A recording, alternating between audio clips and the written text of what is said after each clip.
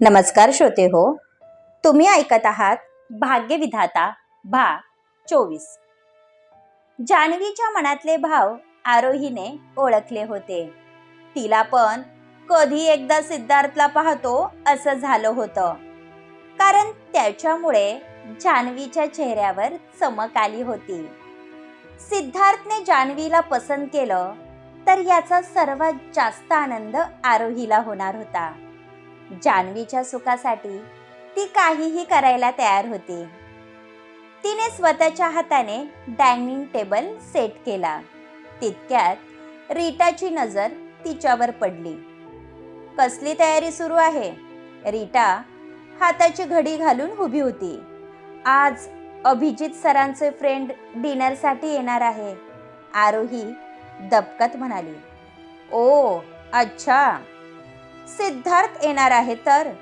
पण त्याच्यासाठी तू का स्वतःला त्रास करून घेत आहे? तुला तो आवडला तर नाही ना? रीटाने मुद्दाम विचारलं. अभिजित सरांनी तयारी करायला सांगितली होती, आरोहीने सांगितलं. हे तुझ्या ओठांना काय झालं आहे? पाहू दे मला. रीटाने तिची हनुवटी पकडून तिचा चेहरा आपल्या दिशेने वळवला. झोपेत काहीतरी चावलं असेल, मला नक्की आठवत नाही. आरोहीने चेहरा दुसरीकडे वळवला. पण रीटाच्या अनुभवी नजरेनं खरं काय ते जाणलं होतं. निदान माझ्यासोबत तरी खोटं बोलू नकोस. कुठे तोंड काळं करून आली आहे? रीटाचा आवाज वाढला होता. मी शपथ घेऊन सांगते, मी काहीही केलं नाही. आरोही रडवेली झाली होती. माझी नजर कायम तुझ्यावर असते, हे लक्षात ठेव. त्या दिवशी पार्टीमध्ये त्या मुलासोबत तुझी जी नाटकं चालली होती ती मी पाहिली होती. ते करून तुझं मन भरलं नाही म्हणून तू विश्वासोबत रूममध्ये गेली. आता तुमच्या दोघांमध्ये काय झालं हे मी सांगायची गरज नाही. मला तर वाटतं तू या घरात जान्हवीसाठी नाही, विश्वाची गरज भागवण्यासाठी आली आहे, रीटा म्हणाली. ही माहिती आरोहीसाठी नवीन होती. मी असं काहीही केलेलं नाही, तुम्ही खोटं बोलत आहात. हा आरोप आरोहीला सहन झाला नव्हता. हा भोळेपणाचा आव माझ्यासमोर आणू नकोस. मी स्वतःच्या डोळ्यांनी तुझ्या दोघांना रूममध्ये जाताना पाहिलं होतं आणि तुझ्या ओठांवर जो डाग पडला आहे ना, त्याला लव बाईट्स म्हणतात, रीटा म्हणाली. तसे आरोहीचे डोळे भरून आले. तयारी झाली आरोही? सिद्धार्थ ऑन द वे आहे, अभिजितने विचारलं. जान्हवीने त्याला सांगितलं होतं की आरोही डिनरची अरेंजमेंट करत आहे. ऑलमोस्ट डन सर, फक्त डिनर सर्व करायचं बाकी आहे. आरोही किचनमध्ये निघून गेली आणि रडायला लागली. तिथे काम करणारी मेड जीजी पुढे आली. ती वयाने जास्त होती आणि घरातील मुलांची स्वतःच्या मुलांसारखी काळजी घेत होती. आरोही बेटा, असं रडायचं नसतं. जीजीने तिचे डोळे पुसले. मी कधी चुकीचं असं वागली नाही. त्या माझ्यावर खोटा आरोप करत आहे, आरोही म्हणाली. मला माहीत आहे बेटा, रीटा मॅडमचा स्वभाव कसा आहे हे आपल्या सर्वांना माहीत आहे. म्हणून त्यांचं बोलणं मनाला लावून घेऊ नको. तुझा बाकीची तयारी आम्ही करतो, जीजीने तिला धीर दिला. जान्हवीने सुंदर असा येलो कलरचा वन पीस वेअर केला होता. केसांचा फ्रेंच बन तिच्या गोल चेहऱ्यावर सूट करत होता. तिने चेहऱ्यावर हलकासा मेकअप केला होता. आज ही पहिली वेळ होती जेव्हा ती आवडीने तयार झाली होती. हे मी काय पाहत आहे? आणि ही तयारी कशासाठी? तू कुठे चालली आहे का? आरोही मुद्दाम तिला छेडत होती. आता मी तयार पण व्हायचं नाही का? मला पण मेकअप करावासा वाटतो आणि सुंदर दिसावंसं वाटतं, जान्हवी लाजत म्हणाली. आमची जानू आधीच काय कमी सुंदर आहे. हां, फक्त सिद्धार्थच्या प्रेमाची जादू चढल्यामुळे तिच्या सौंदर्यात आणखी भर पडली आहे. मला पण कधी एकदा त्याला पाहते असं झालं आहे, आरोही अधीर होत म्हणाली, तुझ्या मनात नक्की काय आहे? तू ना सिद्धार्थ पासून दूर राहायचं. आधीच तो इतका हँडसम आहे की कोणीही सहज त्याच्या प्रेमात पडेल. जान्हवी म्हणाली. तशी आरोही हसायला लागली. तो फक्त तुझा आहे. एकदा का त्याला तुझ्या मनातले भाव समजले, त्यानंतर तुम्हा दोघांना कोणी वेगळं करणार नाही. आरोही तिच्या डोक्यावरून प्रेमाने हात फिरवत म्हणाले, त्याला मी आवडेल ना? आधीच मीही अशी, पण माझ्या जास्त अपेक्षा नाही. त्याने माझ्यासोबत प्रेमाचे 2 शब्द बोलावे, माझ्यासाठी तेच खूप आहे. जान्हवीचे डोळे पाणावले होते. तसे आरोहीला वाईट वाटलं. आमची जानू लाखात एक आहे, म्हणून स्वतःला कमी लेखत जाऊ नको. तुझ्यासारखं हृदय शोधूनही सापडणार नाही. एकदा का हे सिद्धार्थला समजलं, त्यानंतर तो कधीच तुला अंतर देणार नाही. आरोहीने तिच्या मनात आशेचा किरण जागा केला होता, ज्यामुळे जान्हवीचा गेलेला आत्मविश्वास पुन्हा वर येऊ पाहत होता. त्रिशाला माहीत असतं की सिद्धार्थ येणार आहे, तर ती आणखी काही दिवस शलाकाजवळ राहिली असती. पण आता वेळ निघून गेली होती. सिद्धार्थ समोर तिला पेशन्स दाखवणे गरजेचं होतं, कारण चुकूनही तिच्या अफेअरची खबर विश्वजितला समजली तर तो कधीच तिला थारा देणार नव्हता. वेलकम ब्रो, वेलकम आवर होम. अभिजितने त्याला मिठी मारली. यावेळी ऑल फॅमिली तिथेच उपस्थित होती. मी आपलं घर समजून आलो होतो, तुम्ही तर मला गेस्ट सारखं ट्रीट करत आहात.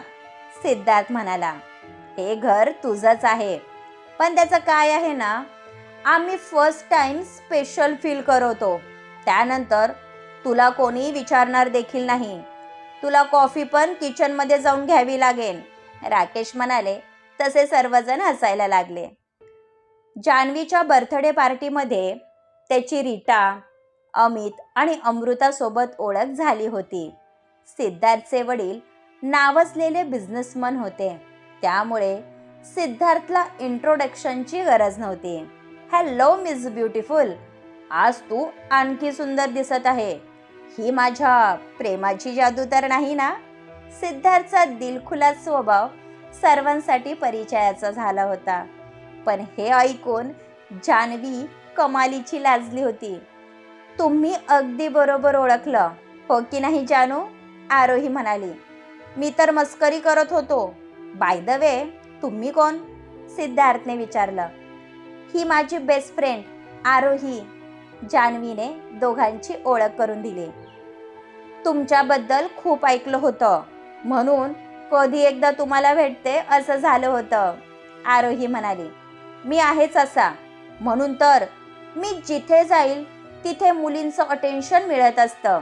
सिद्धार्थ स्वतःची बढाई मारत म्हणाला. भाई अजून आले कसे नाहीत? आरोही, तू भाईंना बोलावून आण ना प्लीज, अभिजितने सांगितलं. आणि आरोही निघून गेली. सिद्धार्थची नजर त्रिशावर गेली. ती एका बाजूला चेहरा पाडून बसली होती. हाय त्रिशा, काय विचार केला आहेस तू? सिद्धार्थने विचारलं. जास्त उडू नकोस, नाहीतर मी काय करेल याची तुला कल्पना नाही, त्रिशा धमकी देत म्हणाली. तू काहीतरी करावं याचीच मी वाट पाहत आहे, पण अफसोस तुझ्यामध्ये धाडस नाही. माझ्यासोबत पंगा घेतला तर तुला महागात पडेल, हे लक्षात ठेव, सिद्धार्थ हळूच तिच्या कानात म्हणाला. तसा त्रिशाने त्याला पाहून राकीट लुक दिला. तिने सिद्धार्थ सोबत जे केलं होतं त्याचा बदला घेतल्याशिवाय तो शांत बसणार नव्हता. विश्वजित नुकताच शॉवर घेऊन आला होता. तो खाली जाण्याची तयारी करत होता, तितक्यात त्याला काही इम्पॉर्टंट इंटरनॅशनल मेल आले होते, म्हणून तो लॅपटॉप घेऊन बसला आणि काही वेळाने डोअरवर नॉक झाली. कोण आहे? विश्वजितला डिस्टर्ब केलेलं अजिबात आवडत नव्हतं. मी आहे सर, तुम्हाला बोलावलं आहे. सर्वजण तुमची वाट पाहत आहे. आरोहीचा मंजूळ आवाज घुमला. त्याने फक्त काही सेकंद तिच्याकडे पाहिलं आणि पुन्हा नजर लॅपटॉपवर फिरवली. मी 5 मिनिटात आलोच, विश्वजित म्हणाला. पण आरोही तिथेच थांबून राहिली. तो शर्टलेस होता आणि तिच्या माहितीप्रमाणे ज्या व्यक्तीबरोबर तिने रात्र घालवली होती त्याच्या पाठीवर भला मोठा स्नेकचा टॅटू होता. जेव्हा कधी विश्वजित तिच्या जवळ येतो तेव्हा तिला तो स्पर्श आठवतो. त्यात रीटाने जी माहिती दिली होती त्यावरून त्या दिवशी तिच्यासोबत विश्वजित होता. ज्या व्यक्तीचा ती शोध घेत होती तो विश्वजित असण्याची दाट शक्यता होती. म्हणून तिला या प्रकरणाचा छडा लावायचा होता. तू अजून गेली नाही? मी सांगितलं ना मला वेळ लागेल, विश्वजित म्हणाला. काही हरकत नाही, तोपर्यंत मी थांबते, आरोही म्हणाली. जे विश्वजितला थोडं विचित्र वाटलं. त्याचं काम कंप्लीट झालं. त्याने लॅपटॉप बाजूला ठेवला आणि जाण्यासाठी उठला. तसं त्याच्या लक्षात काहीतरी आलं म्हणून तो पुन्हा खुर्चीवर बसला. मला कपडे चेंज करायचे आहे, तू जाऊ शकते. नाहीतर मला नाईलाजाने तुझ्यासमोरच, विश्वजित बोलता बोलता थांबला. तुमची बेडरूम किती विखुरली आहे. ती बेडशीट पण अस्ताव्यस्त पडली आहे. मी ठीक करून देते. आरोही पटकन बेडच्या दिशेने आली. विश्वजित पटकन उठला आणि तिच्या समोर चेहरा केला. नाहीतर त्याची पाठ तिला दिसली असती. आरोही, मी सांगितलं ना, याची काहीही गरज नाही. हे काम करण्यासाठी आपल्या घरात सर्वंट आहेत, विश्वजित म्हणाला. तुमचं काम मी केलं तर काय बिघडलं? मी आपलं घर समजून करत आहे. आरोही मुद्दाम टेबलच्या दिशेने आली. त्याने पुन्हा पलटी मारली. कितीतरी वेळ दोघांची अशीच जुगलबंदी चालली होती. शेवटी विश्वजित वैतागला आणि तिचे दोन्ही हात घट्ट पकडून तिला भिंतीला पुश केलं. काय विचार आहे? सरळ सांग. तुझं इंटेन्शन मला ठीक दिसत नाही.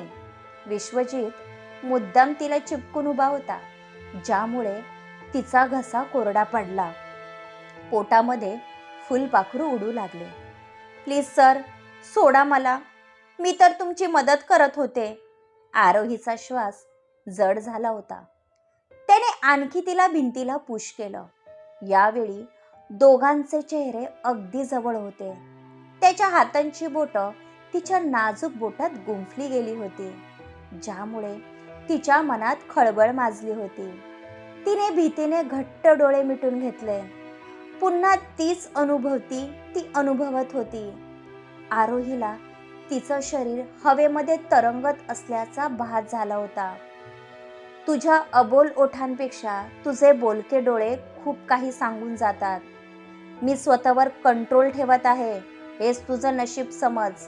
नाहीतर मी तुझ्या जवळ आलो तर तू स्वतःला माझ्यापासून कधीच दूर करू शकणार नाही. विश्वजितचा सिडिक्टिव्ह व्हॉइस तिच्या कानामध्ये घुमला आणि तिचं शरीर थरथरायला लागलं. त्याने अलगद तिच्या हातामधून हात सोडवले. ती अजूनही त्याच अवस्थेत उभी होती. या संधीचा फायदा घेत त्याने पटकन खुर्चीवर पडलेला टी शर्ट उचलला आणि आपल्या अंगावर चढवला. आता तू जाऊ शकते, विश्वजितने अलगद तिच्या गालावरून बोटं फिरवली आणि हसत बाहेर निघून गेला. तिच्या कपाळावरून घामाच्या धारा वाहत होत्या. आता तिची पक्की खात्री पटली होती की तो विश्वजित होता, पण त्याआधी कन्फर्म करणे गरजेचे होते. क्रमश पुढील भाग ऐकण्यासाठी आमच्या चॅनलला सबस्क्राईब करा. धन्यवाद.